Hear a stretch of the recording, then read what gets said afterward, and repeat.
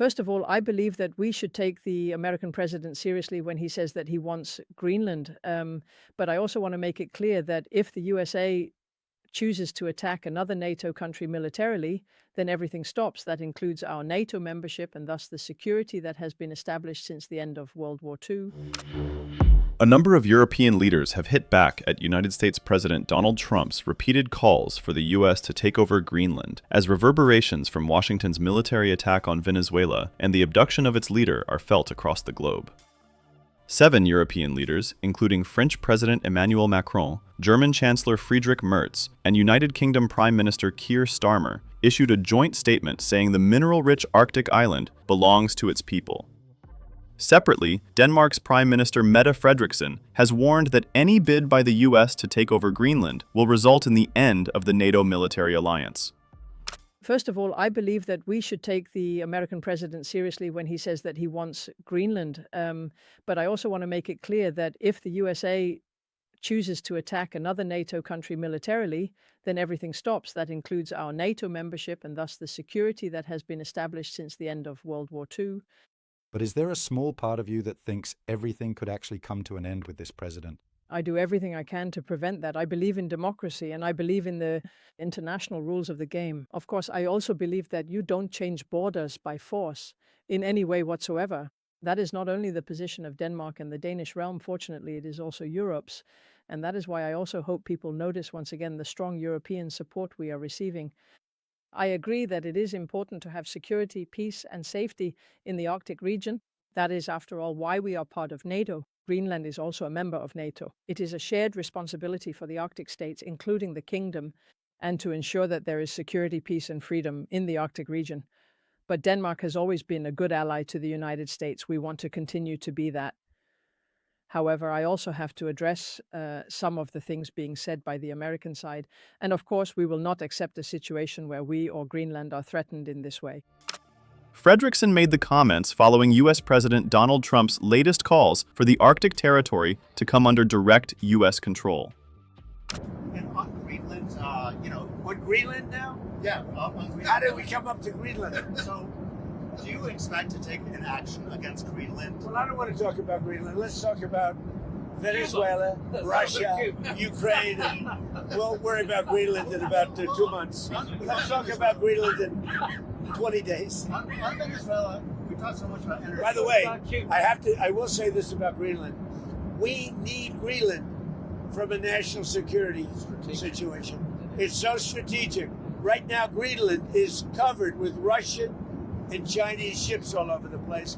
We need Greenland from the standpoint of national security. And Denmark is not going to be able to do it, I can tell you. I think it's a big communication. You know what Denmark did recently to boost up security in Greenland? They added one more dog sled. It's true. They thought that was a great move. What would the justification be for a claim to Greenland? What would the justification? Oh, I don't want to talk about Greenland now. I just say this. We need Greenland from the standpoint of national security. And the European Union needs us to have it, and they know that. Danish ambassador to the UN, Christina Marcus Lassen, also slammed Donald Trump for threatening to take over Greenland. I now give the floor to the representative of Denmark. Thank you, Mr. President. And let me also thank Under-Secretary General Di Carlo for her briefing on behalf of the Secretary General. We also listened carefully to the briefing by Ms. de Freitas and Mr. Sachs. Mr. President, Denmark joins the Secretary General in expressing deep concern over the evolving situation in Venezuela. Since this Council met to discuss the situation 2 weeks ago, we have seen a drastic escalation, culminating in a large-scale military operation on January 3rd. At our last meeting, Denmark urged all actors to strictly adhere to international law and to de-escalate tensions and exercise the necessary restraint. Today, we echo the Secretary General in his concern regarding the worrying implications of this military action.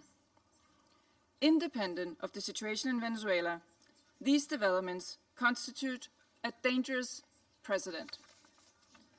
International law and the UN Charter, as a pillar of the international security architecture, must be respected by all states.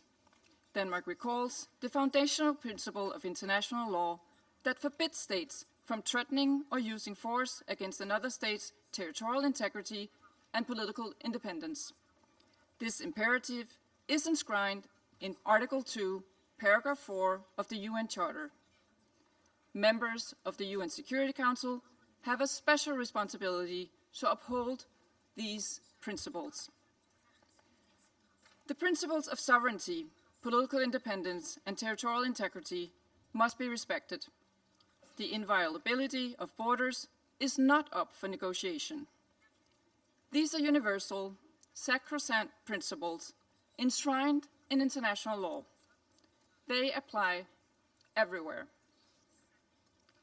Mr. President, once again, Denmark calls on all parties to urgently de-escalate tensions that could threaten peace and stability in the region and beyond. International disputes should be settled by peaceful means, as stated in the UN Charter. We further call on all parties to exercise maximum restraint and to engage in dialogue and diplomacy. Denmark takes note of official statements from the United States government stating that the military operations are to combat drug trafficking and stem the illicit flow of illegal narcotics. Denmark shares the priority of combating organized crime and drug trafficking, while reiterating that counter-narcotic efforts, as all other efforts, must be conducted in strict accordance with international law, including the fundamental rules and principles of the UN Charter. Mr. President, against this backdrop, Denmark wishes to recall our solidarity with the people of Venezuela. Denmark does not recognize Nicolas Maduro as the legitimate president of Venezuela, following the lack of transparency and integrity in the 2024 presidential elections, which failed to meet basic democratic standards. In Maduro's attempts to cling to power, his authoritarian regime grew increasingly oppressive. His regime bears responsibility for widespread and systematic violations of human rights against his fellow citizens, and he should be held accountable. The victims of the Maduro regime's alleged crimes against humanity have to be heard. The Venezuelan people have a right to democracy and self-determination exercised through peaceful, inclusive, and credible democratic processes, free from fear of political persecution, intimidation, or repression, and external political interference. This includes the rights of Venezuelans alone to determine their political, economic, and social future, without coercion, pressure, or manipulation by external actors. No state should seek to influence political outcomes in Venezuela through the use or threat of force or through other means inconsistent with international law. Venezuela's future can be decided only by the Venezuelans. We call on all parties and stakeholders to come together for a negotiated and peaceful transition to democratic rule in a process led by and owned by Venezuelans. At this critical and uncertain time, it is imperative that all parties fully respect human rights and international law. Denmark remains committed to supporting Venezuela and the aspirations of its people on its path to lasting political stability. I thank you.